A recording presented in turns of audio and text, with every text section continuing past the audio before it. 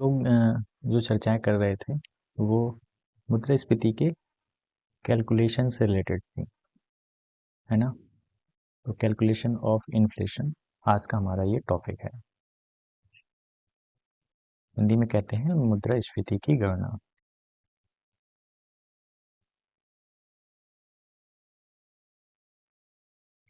देखिए, अगर आप गणना की बात करें तो इसका मतलब ही है कि हमें कुछ आंकड़ों के बारे में, आंकड़ों के संदर्भ में हमें जानकारी एकत्रित करनी है।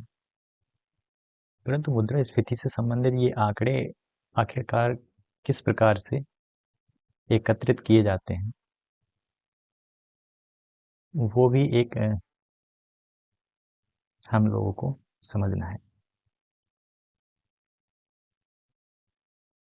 तो अगर हम देखने का प्रयास करें ये जो मुद्रास्फीति से संबंधित आंकड़े हैं वो किस प्रकार से एकत्रित किए जाते हैं, तो सर्वप्रथम हमारे जो देश में, ठीक है, इससे संबंधित एक मंत्रालय है, ठीक है, जो कि कोई किसी भी प्रकार के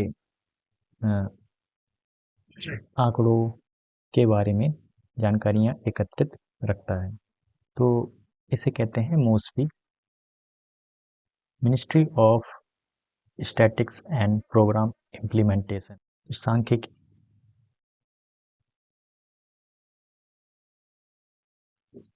एवं कार्यक्रम क्रियान्वयन मंत्रालय।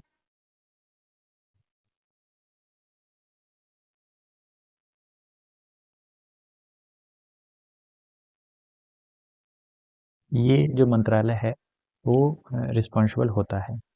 हालांकि इस मंत्रालय के कई विभाग हैं, जैसे कि अगर आप, इसका एक विभाग है एनएसओ, ठीक है, इसे कहते हैं राष्ट्रीय सैंपल यानी कि सर्वेक्षण ऑफिस। अच्छा, ये जो नेशनल सैंपल सर्वे है, ये पूर्व में दो बॉडीज को एकजुट करके गठित किया गया है। ये जो मर्जर था 2019 में हम लोगों को ये मर्जर देखने को मिला था। उससे पहले एक बॉडी हुआ करती थी सीएसओ और एनएसएसओ। सीएसओ जो थी आंकड़े प्रस्तुत करती थी और आंकड़े एकत्रित करने की जिम्मेदारी एनएसएसओ की थी।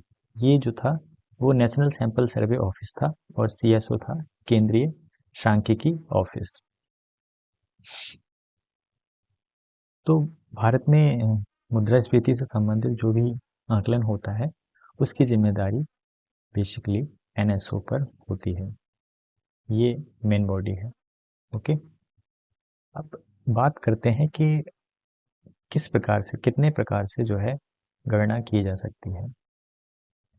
तो देखिए, समाज में कई सारे लोग रहते हैं, उनका आर्थिक स्तर अलग अलग प्रकार का होता है। कुछ लोग जो हैं ग्रामीण क्षेत्रों में रहते हैं, कुछ जो हैं औद्योगिक श्रमिक होते हैं, उसी प्रकार से कुछ लोग जो है शहरी क्षेत्रों में रहते हैं। तो हमें आंकड़ों के सरलता के रूप में या कहें विभिन्न विभिन्न समुदाय या आर्थिक वर्गीकरण के आधार पर हमें जो सरलता में चाहिए, तो हम लोग उसे वर्गीकरण के आधार पर बांट लेते हैं। तो इसी वर्गीकरण का नतीजा था कि 3 प्रकार से जो है मुद्रास्फीति की गणना की जाती है। पहले जो टाइप है गणना की वो पीपीआई कहते हैं। दूसरी जो गणना है डब्ल्यूपीआई कहलाती है और तीसरी जो गणना है सीपीआई कहलाती है। ठीक है, इसे कहते हैं उत्पाद मूल्य सूचकांक।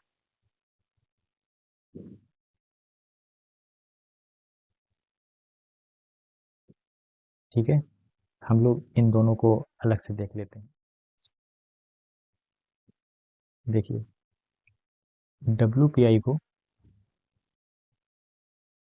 हम लोग कहते हैं थोक मूल्य सूचकांक हिंदी में।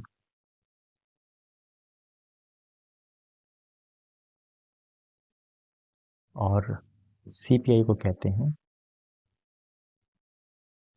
उपभोक्ता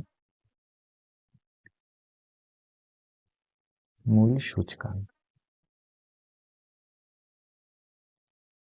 तो इसी को होलसेल प्राइस इंडेक्स भी कहते हैं और इसको जो है कंज्यूमर प्राइस इंडेक्स। देखिए इन दोनों में डिफरेंस क्या है।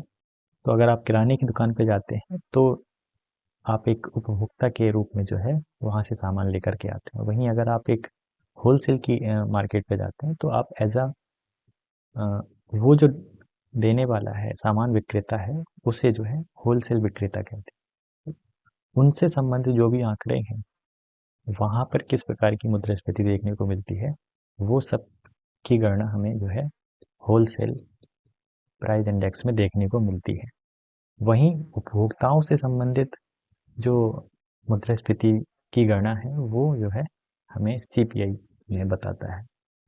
इसी प्रकार से अगर इंडस्ट्रीज अगर कोई है ना, अगर इंडस्ट्रीज में कितना प्रोडक्शन हो रहा है इसके बेसिस पे अगर हम आकलन करें कि उस फाइनल प्रोडक्ट की या फाइनल वस्तु की कितनी कीमत निकल के आती है, तो अगर वहाँ पर सीधा आकलन हो तो ये जो है उत्पाद मूल्य सूचकांक यानी कि प्रोडक्शन प्राइस इंडेक्स कहलाता है। तो ये 3 इंडेक्स हैं। बारी बारी से हम लोग जो है इन इंडेक्स को देखने का प्रयास करेंगे।